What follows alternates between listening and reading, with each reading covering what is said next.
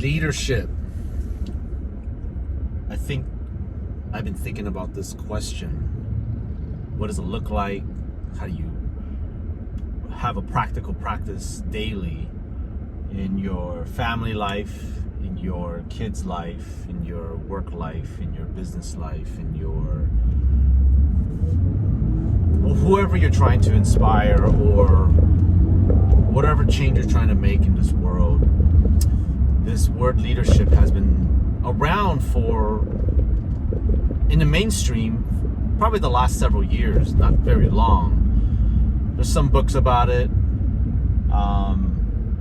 but I wanted to share a new definition I've been thinking about that I derived on my own the last maybe like 2 months, and I've been thinking about this every day on the drive home, the drive to work, at home. And I think I have somewhat of a new perspective on leadership now, a new practical practice as well. I guess to make it simple to understand, and if you can agree or not, you can leave a comment below. I would love to hear your definition of leadership, your perspective of leadership. I don't have a closed mind. I have a very open mind. In fact, I probably don't even have lids or doors on my mind anymore. It's just always open. But I realize leadership is I think it's pretty simple. It's being a mentor to the world, but not calling it a mentor, but not coming off as arrogant or constantly teaching. Leadership is what a lot of parents should do that I don't see happening is you're doing what you want them to do. You're doing what you want them to do. Now, that's vastly general, obviously. But I'm going to break it down to you, and maybe in a couple of scenarios and stories. Doing what you want, how you want the world to be doing it. And I realize now, I have a story to share with my sister. Let's use that as an example right now. Me and my sister didn't live together for about the last 10 years. We were separated. We weren't separated. We were separated because when our grandparents moved out, we were living with our grandparents. So she had to go find a room for rent with a friend. I had to go find a room for rent with some other random strangers. I think I was about 18 at this time. My sister was about 16 at this time. So we both moved out very, very young and earlier on our age. And we at that point, we grew separated all the way up until when I was 30 and she was like 28 or so. And she moved back to Los Angeles, not by choice, but she just had to for quite some time. And she stayed with me. And in that process of living together, I realized we were such different people. And we saw the world black and white, completely different, meaning black and white, meaning completely opposites. We almost didn't agree with anything at all. Plus, being a female and growing up and not having her mom there, she was definitely very, very, there was a lot of anger. So the anger rolled on me as well too. And I knew there was nothing I can do for her. But there's only one thing I could have done for myself, which was to be the person I want her to be, to let her see the hard work that I have to output and the consistency of the hard work, not just hard work, but the consistency. And 3, the struggles. And then seeing the fruits of the labor within, it could be 6 months to a year to 2 years. And slowly, I noticed she started to not follow what I do, not copy what I do, But something in her neural pathway, in her brain, it clicked. Because I saw she was always trying to be a creative person, like a lot of other people that I see in this world. But she had a hard time getting her creativity out. And living with her, I said to myself, if I can't change anything else, I only want to make sure that I can provide my sister a new framework of living, of creating, of taking our ideas and make it come to life. Because many of us have ideas and goals and ambition, which is all the same. It's, can we get there? That's the question. So about 2 years into it, there was a 180 with her approach to life, and it was very different. I was so shocked. Now, I'm not saying I'm the know-all, be-all, and I'm the reason why, but one thing that stands very true is you don't get to choose who you want to be. You get to choose who you want to be around, and yet you become them or that.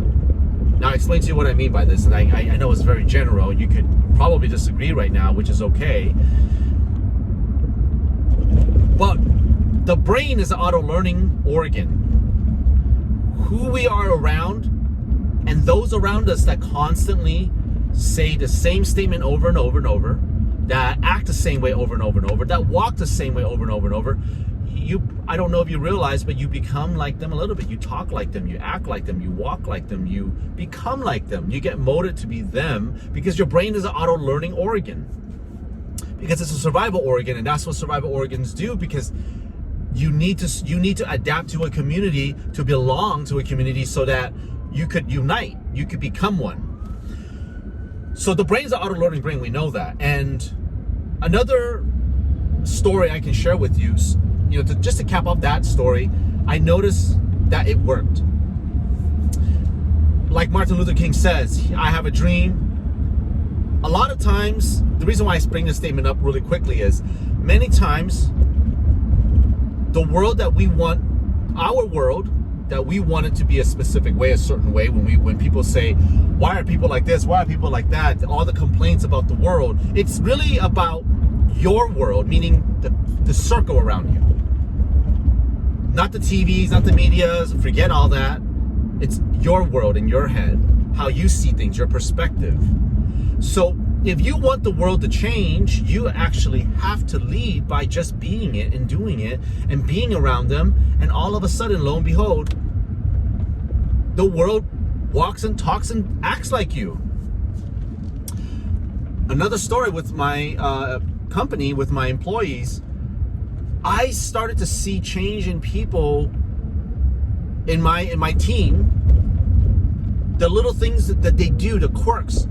Because I'm a very observant person, I'm more of a watcher than I am a talker, because I like to study people. I like to sometimes ask questions and not give an answer, because I want to see what they think and how they think. Because their answer is going to give you an understanding on how they think. So when I started practicing focus and eliminating distraction, it was about 8 months into it that I started realizing some of my team members started doing it. Some of them will say to me, stand by, because they're doing something. They're no longer reacting to everything in life. They're no longer reacting to, even if I tell my team, if I tell you I want something done and you're busy, you have all the right to tell me you're busy. So at some point they start telling me, hey, stand by. And I was so proud of that, because not because of the influence I was able to make, I was proud of them because they're learning to focus. Because many of us just drop the ball and run, drop the ball and go, drop the ball here. Like we're trying to do 6 things. We start off with one thing, and then another thing distracts us. We're doing 2 things at once, 3, 4, 5, and then 6 things, and all of a sudden the day's controlled you, and you don't control the day. So what happens now? You become frustrated. You become very, distracted and frustrated and unaccomplished.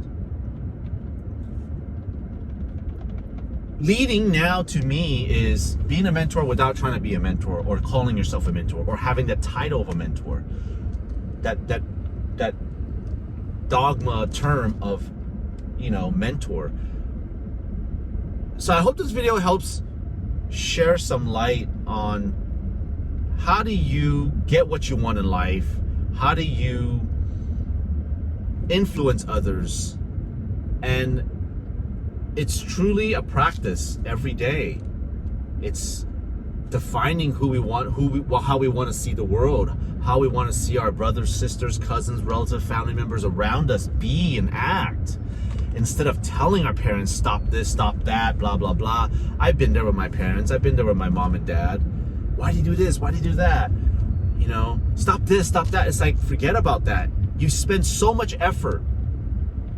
You put so much effort into changing people, but yet you get nowhere. It's that same quote. We say, a lot of splashing, very little swimming. Right? You're splashing the water so hard. There's a lot of splashes, but you're not moving anywhere. You're not even going in a circle. And that's how I see things sometimes, where how can I do the littlest strokes and get the farthest and actually head towards progression or the destination, destination meaning the goal. It's pretty amazing when you start to be the change. And I understand that term is a cliche saying. It's cliche because there's no practical practices. Now I'm trying to put a practical practice because I've been doing it for so many years, maybe about the last 4 years. It's given me a different perspective in life. It's given me a different approach. I'm much more calm when I'm talking to people. I'm much more observant and studying. I'm no longer reacting to things in life. I'm no longer reacting to people's comments. I'm no longer reacting to even crisis. In fact, I love it because it's such a challenge. I'm not going to get into that because it can get political, and I'm not a political person, and I'm not going to comment any further. But my point at the end of the day is, how do you get what you want in this world? I told one of my team members the other day, I said, how do you control by not trying to control? And it's just being. It's being that and letting people catch you, letting team members, letting business partners, letting family, whoever, your boyfriend, girlfriend, whoever. This practice is scalable, is effective, So I hope that this video gives you some perspective. I hope that my story is clear and concise and helps you understand exactly what I'm trying to say. If you have any question, comment below. I'm here to, help out. I'm here to hear your story. I love to hear people's stories. Success or failure, doesn't matter. I believe failure is a success as well too, because it's one step closer to not knowing that that's not going to work. So they're both successes to me. So whether you've given up on someone or something, text me 310-974-1963. I put my number out there because I'm curious. I love to connect with people. I love to hear your stories. I love to share perspective. Obviously, there's a lot of variable perspectives and other practices that come along to this practice or that attaches to this practice, but I'm not going to get into it because it's much deeper than that, and it's going to be much longer. But I'm here. If you want to hear more, comment below. Let me know what questions you have. I will make more videos. I love when people provide me some direction or some questions to help me create content. I love you guys. Stay safe in this COVID season, and practice away. Bye.